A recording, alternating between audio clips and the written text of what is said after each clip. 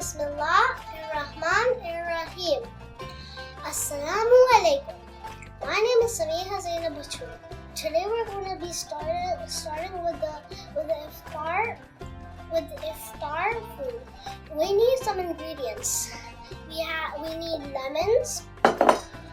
need lemons, salt, sugar, a pinch of salt, water, and first we're going to squeeze the lemons.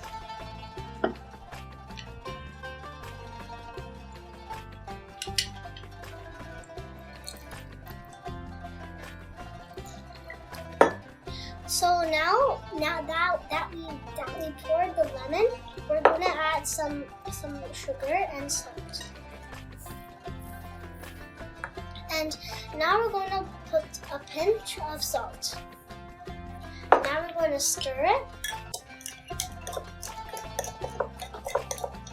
and add some water.